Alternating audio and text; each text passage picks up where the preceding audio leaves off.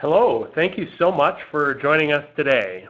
Um, my name is Nick O'Hare. I'm the Client Relations Manager and Corporate Quality Manager at Structure Tech Group. I've been really looking forward to this presentation. Obviously, it's very timely and something that I've been talking a lot about with others in the industry, and it's all really about being prepared. But today we're going to be covering the fourth quarter facilities management checklist. And as you have all seen as part of the preparation process and advertisement process through this, this is what a part of what we call the Impact series. So this is a 30-minute presentation. It's going to be quick. It's going to be right to the point.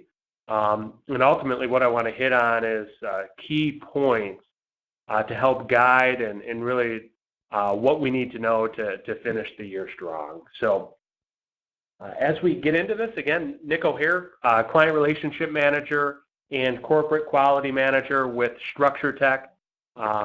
Just in preparation to this, over the past few months, I've been dealing a lot with some of my customers and others that we interface with, just talking about some of the key items that need to be accounted for when closing out a year. And that's really helped me in guiding and building this presentation. And one of my main takeaways from that, and just my 12 years of experience in the industry, is that the fourth quarter is a very, very hectic time in business and in facilities management in general. So we've got a lot of things happening, right? We're closing the current year's projects. We're planning for the future year and starting to take action there. And then we have new things arising, right? Some of the things that we'll get to. I mean, hey, new projects coming up, funding suddenly becomes available, other things happening, and we'll talk about some examples there. And also, fourth quarter is a very busy time on a personal level with holidays, Thanksgiving, Christmas, et cetera. So what I found is that it's very, very useful and beneficial to have a checklist to help really guide us through and ensure that any very important high priority items are completed. So really my main objective for today is to help us all become better prepared to close the year and set ourselves up for success in the year to come. So what I have here is the checklist that I will be going through, and as an immediate follow-up to this, you will all be getting a copy. So this is a tool that we've developed alongside some other customers, like I said, that really talks about the key items that should be checked off and completed prior to the year end. I broke it down into 6 categories to consider to close the year. So number one that we'll be hitting on is closing out the current year's projects and what do we need to do that successfully. From there, determine what your remaining budget objectives are or any other objectives to complete this year. Once that's completed, we'll move on to submitting next year's budget and some really key things that we'll want to look at there and some ways to be really successful at that. Then we'll talk about preparing next year's projects, so how to set those projects up for success. And then starting to close on completing a financial closeout of the current year, very important. And then lastly, preparing your department, so the facilities and real estate departments for the upcoming year. So these are the key areas that I will be discussing today. So very first, we want to talk about closing out the current year's projects, and as we start to wrap up these jobs, we want to make sure that they're closed out properly. So a huge thing is having a solid punch list. Again, it goes back to a checklist, right? But a punch list inspection of any projects that you have completed this year. If those have not been completed, you want to ensure that you do a thorough investigation and really identify items that are still outstanding. If we're not doing that, we're at risk of them not getting completed, and any non-completed items obviously are at risk for creating issues and becoming problematic or short-lived investments for the organization. So this here is an example, a blank template that we use for punch lists. So we would have just the client, the facility, the location, project numbers, etc. But then you would go through and really identify any items that were to be included in that project scope that are still outstanding or are deficient. Like an example could be on a roofing project. Let's say that the sealant has not been completed around the penetrations, or the drains haven't been bolted and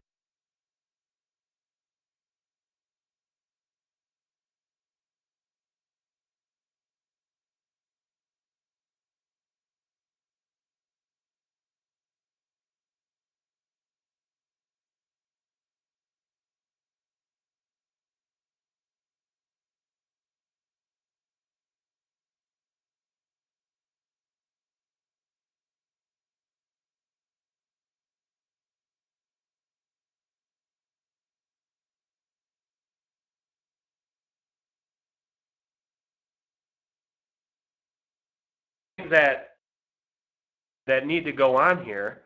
And I'm understanding that we lost audio, at least for some. So we're going to try to get that completed. I'm hoping others can still hear. So we'll get to work on that, and I'm going to carry forward, hoping that that gets completed, and we'll have our marketing department try to come alongside and help. And I understand it's back. So thank you for the communication on the Q&A. But anyways, once we have the punch list completed, we want to review warranties, right? So a very important thing in all of our projects, and oftentimes it's a primary decision-making factor, and I talk about this in some other things, to review the terms of your warranty. So in this project, are there any obligations from an FM standpoint, facilities management standpoint, that you have to ensure that all of your warranties are intact? Sometimes there's maintenance requirements, documentation requirements to ensure that your warranties are still valid and intact. So highly encourage you to review the terms of your warranties at the end of each project and prior to year end. Lien waivers, make sure that you're in good standing there. You have confirmation of payment from contractors to their subcontractors, et cetera, and that you're not at risk.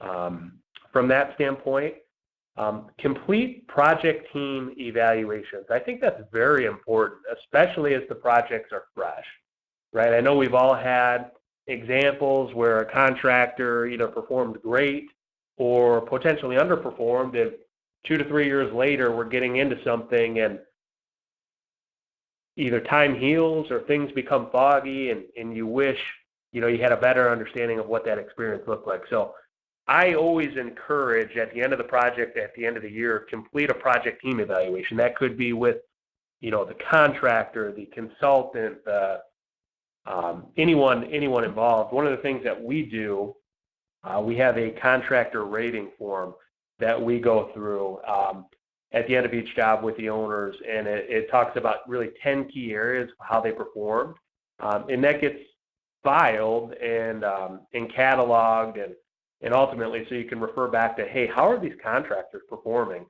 There's evaluations that we have for customers that do for us. So just giving some examples of things that you want to go through, ensure that the contractor was on time, on budget, right? That the quality was to your satisfaction, that it was done in a way that meets your process, and ultimately that you were satisfied with the experience. So just different types of evaluations that you'd want to go through, but I recommend doing it while it's fresh.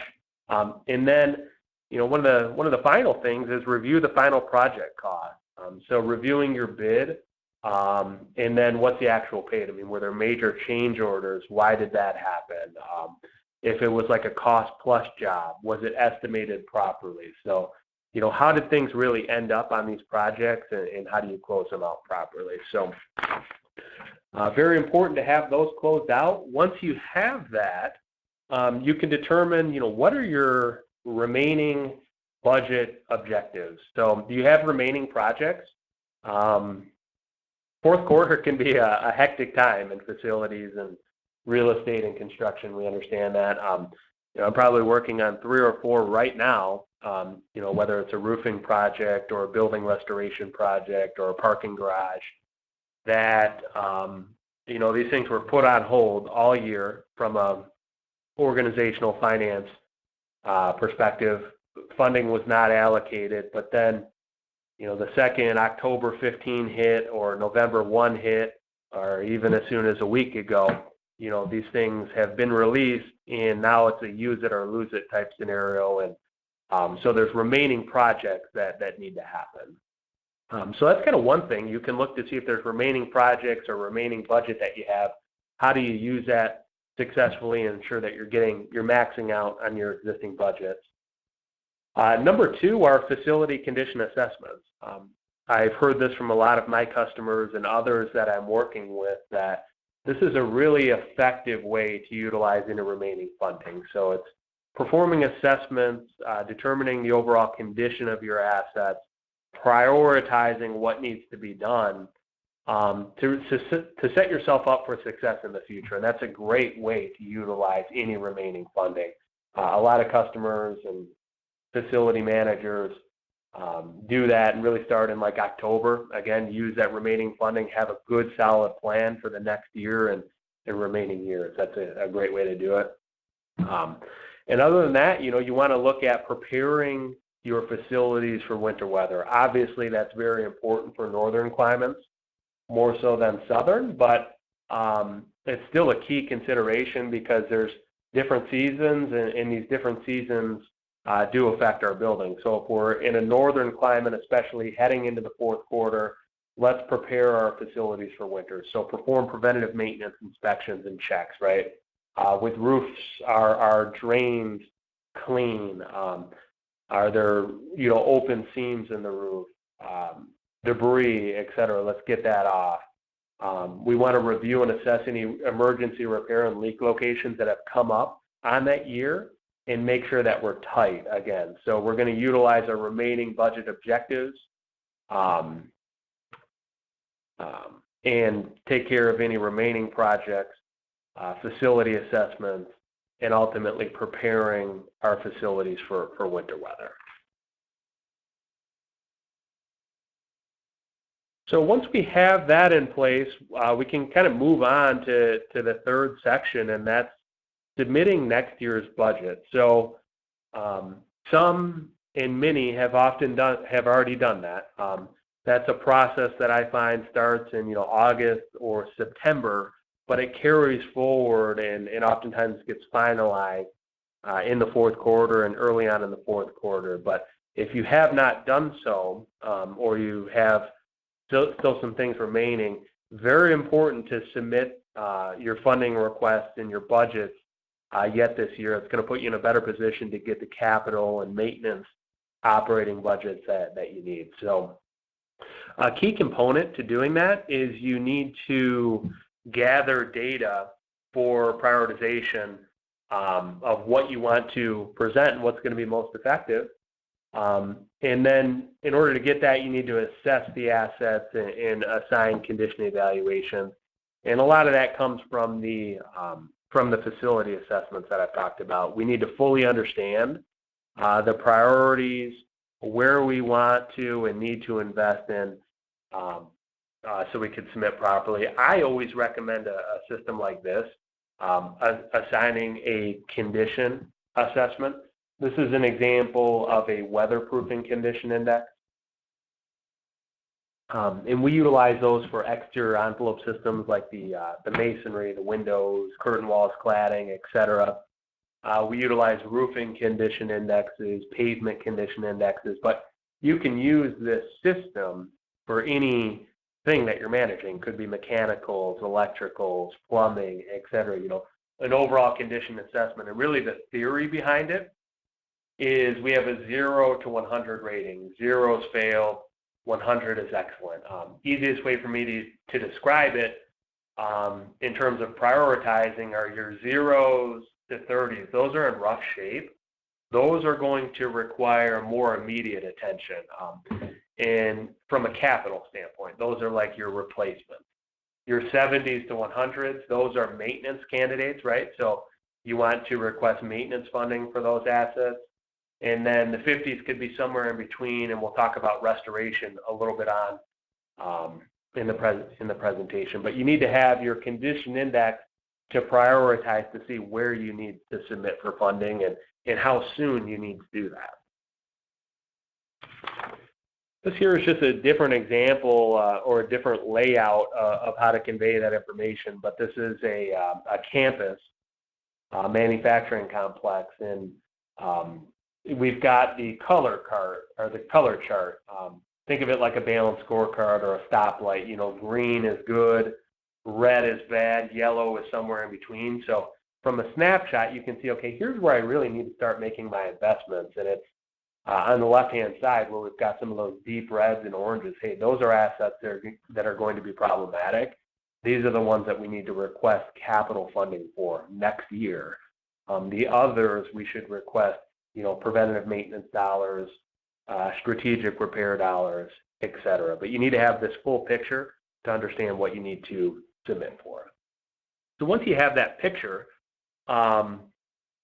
other things that help to prioritize, especially like let's say if that whole campus was red, or we have, you know, many 30s, everything ultimately is going to require a capital expenditure. Some different things that you can do to prioritize and that you should do is calculate a risk exposure index for, you know, again, further prioritization. It's kind of a complex algorithm, but what it comes down to is where are you at risk in terms of safety and operational considerations. So a couple key things that go into that is what is the probability of failure? So, you know, what's the probability of this roadway failing?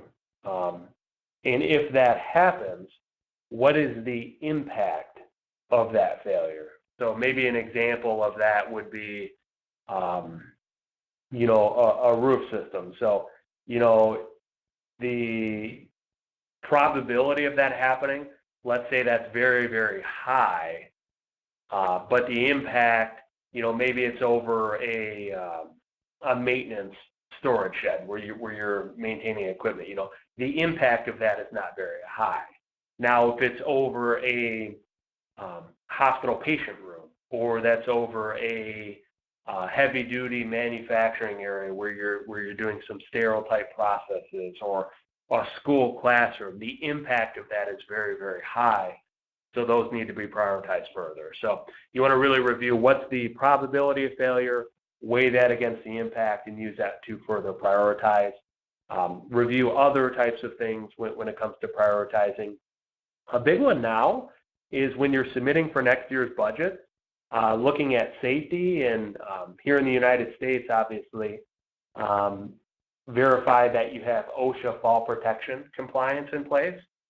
That's an evolving regulation, and there's a lot of new things that have happened over the last couple of years and will continue to happen. So you want to make sure that you are in compliance, and if you're doing a project, that ultimately you become compliant. You want to review warranty expirations, right? Let's say you have some assets that their warranties are expiring next year. You want to review those and say, okay, what's the condition of the asset? Do I need to get that on a replacement plan? Or even though the warranty is expiring, that's still going to be in good shape. So let's continue on with maintenance. And let's review the warranty anyways, because there might be some recourse that we can take under the provisions of the existing warranty prior to it expiring. So want to review your emergency spending and leaks, see where you're at risk there, and ultimately use that to prioritize where you're going to invest in the future. And then a big thing is, let's say you have a lot of those emergencies that have not been addressed. Let's review what we've spent last year. Let's say we spent $100,000 this year on emergencies, leaks, structural conditions, anything that have come up. If those aren't really addressed from a holistic standpoint, you should anticipate that you're going to spend an additional 15% on that. So, next, if you spend $100,000 this year, next year you should really anticipate $115,000 from a budgetary standpoint if you can't do the long-term solutions. So once you have that, we'll kind of move over to the right side, and that's dealing with meeting with the CFO to discuss organizational goals and objectives, ensure that you're aligned there. Formulating a return on investment. So for many requests that we have, we want to make a solid business case for that. And as part of that, you want to do calculate the return on investment. So if we're doing a restoration job where we're investing maybe 25% of the cost of replacement, but we're doubling the service life, I mean, what's the ROI on that versus a capital investment? And you need to make those types of business cases when making requests. And we give might be an hour or 2 hour long presentation on called Selling to the C-Suite that talks about a lot of these key principles. And then you want to really do your formal submittal. So a way to do that is a document like this. And in that C-Suite presentation, Selling to the C-Suite, we talk a lot about how to articulate these funding requests and create those solid business cases, because what we found in a lot of interaction with customers, what they're telling us is, hey, we know what we need to do. And I mean, we're submitting accurate budgets, but I think where we're falling short is creating a real business case for that. How can we not be seen as an expense or a drag on the organization? How can we make a business case that what we're doing are real true investments that are adding to the value of our organization? So, here we just have a good example where, overview of the condition of the asset, justification of why we need to do these scopes, the cost, what are the key deliverables from this project, and then ultimately, what happens, what are the benefits, but then what happens if we do nothing? I mean, it's $1 million job today. This one's $2 million, $2 million. But hey, if we don't do anything, here are the consequences of neglecting, and here's what those costs will escalate. So, it's important to have a solid business case when going in for funding requests. You want to highlight the financial impact for the organization in those, and then also organize, file, and submit that project information formally. So there's a lot there in that category alone. Next, we'll talk about preparing for next year's projects. So a couple key things are preparing construction specifications. I was in Orlando, Florida last week giving a talk on what you need to know before your 2020 roofing projects. And one of the things in that was there's over 300 types of roof systems in the market. What is best for you?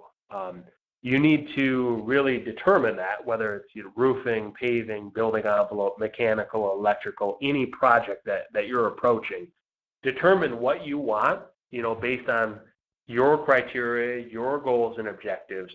Once you have that, you prepare very detailed specifications, construction documents. You can do that in-house or outsource that to an AE firm, a specialty consultant, an architect or something like that. But ensure that your specs are very, very tight, because that's going to help you in a number of ways in the bidding process, which we'll talk about, and then holding contractors accountable throughout construction. So you, as the facilities manager and the owner, can be assured you're getting what you want out of the projects. And that's very important, and it's a good use of funding for any remaining fourth quarter budgets that you have. So that's huge. Next is defining a schedule for next year's projects, and that's big. And really, you want to prepare for early bidding. So the earlier that you can get started on a project, the better off you're going to be. So this is a chart that just shows the impact of early bidding. So without getting into all of the detail, it's a recommendation, especially if you're in a northern climate or you're dealing with weather-dependent projects. you want to have projects out to bid in the fourth quarter or very early in the fourth quarter, because that's going to help you get the best possible pricing on these projects. We've seen these things escalate hundreds of thousands of dollars if they are not bid out early, and if they're bid out in the summer, you can really lose out on a lot of savings. Now, what's driving that is a pent-up demand in the market. I think we're all aware that there's a severe skilled labor shortage. We're all feeling that from an internal standpoint in our facilities management departments, but our contractors are feeling that too. So they don't have the skilled trades to do the work. From a earlier time when the economy wasn't as robust, a lot of contractors went out of business. So we have a lack of, again, contractors to do work. And we're in a pretty good financial time now, and a lot of projects are happening. So there's a lot going on. Contractors' backlogs are filling up. And if you don't get to them early, their backlogs, again, are full, and they're going to bid your project, but it's going to be very, very high. So just some things that you really need to consider in the fourth quarter for next year's projects. You want to select your delivery method, what's going to be best for you. Select your team and go through a proper bidding process. This is something that we use when identifying contractors and reviewing contractors, but ensuring that they have all the administrative requirements, all of the safety requirements. Safety is huge in facilities management and construction. Are they meeting your safety requirements? So select your contractors based on these. Their schedule. Are the contractors going to be able to adhere to your schedule and meet your schedule? Let's say you're a school, as an example, and you can only do a significant capital project in the summer. Hey, does this contractor have capacity to do that? Let's say you're a manufacturing organization and you have some, real significant processes that need to be reconfigured in a timely manner. Is the contractor going to meet that schedule? And then just some construction, quality requirements, miscellaneous items, et cetera. But, I think there's over 100 things that we would want to go through to ensure that the contractors are adequate for this project when looking at next year. So as we start to wind down the fourth quarter facilities management checklist, a huge thing is complete financial closeout of the current year. So this is big, and this needs to be a push-pull because we need to confirm the vendors have submitted all remaining invoices. I think we're all reliant on vendors that, they want to submit their invoices because ultimately they want to get paid. But from a facilities management and financial management standpoint, I think we need to help them with that too, because we don't want is $200,000 of invoices coming in January 15th for work that was completed back in October or November or December. That's going to put us all in a really tough spot, right? And that could impact your future, your budget. So highly recommend that you review all of your projects, all outstanding payables, to ensure that those are in, you have a good solid handle on those, and those can be accommodated from this current year's budget.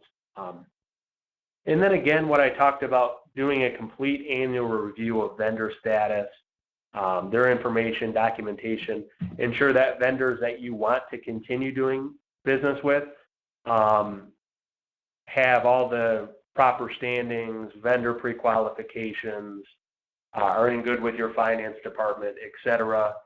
Vendors that you don't want to do business with anymore, you can take some recourse there to ensure that, hey, there's a process in place to get them out of your vendor system so other facilities within the portfolio aren't using them, et cetera. But a complete review of the financial status of your department to ensure that it's in line prior to closing out the current year is very important.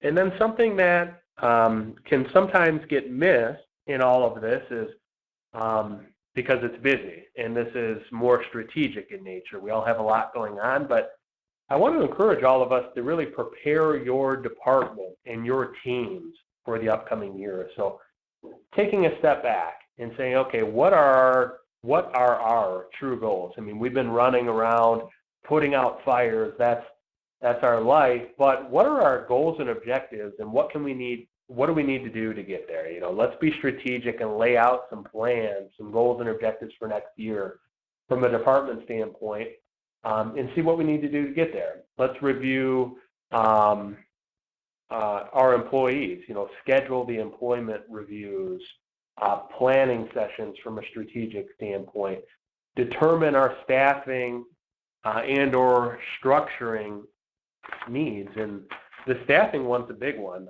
and I don't think that can ever stop because what I said, we're all in a skilled trade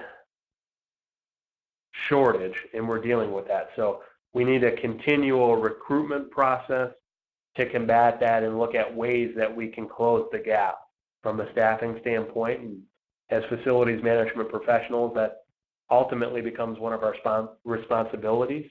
And then organize trainings for new equipment, technologies, processes, procedures, etc. So really taking a step back from the day-to-day to prepare your department for the upcoming year.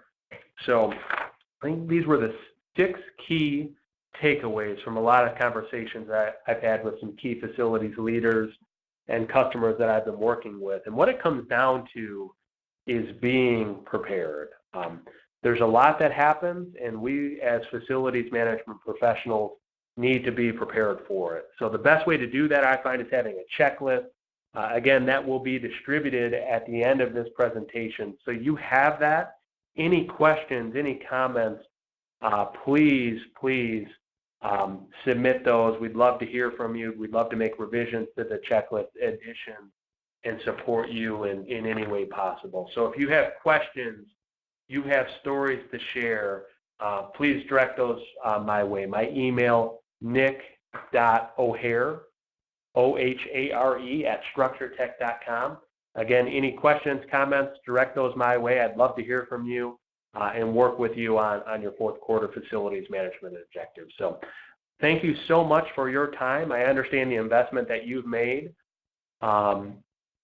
In the busyness of closing out the year, I know this was a commitment. So thank you so much. Best of success in closing out this year and moving into next year. Thank you so much.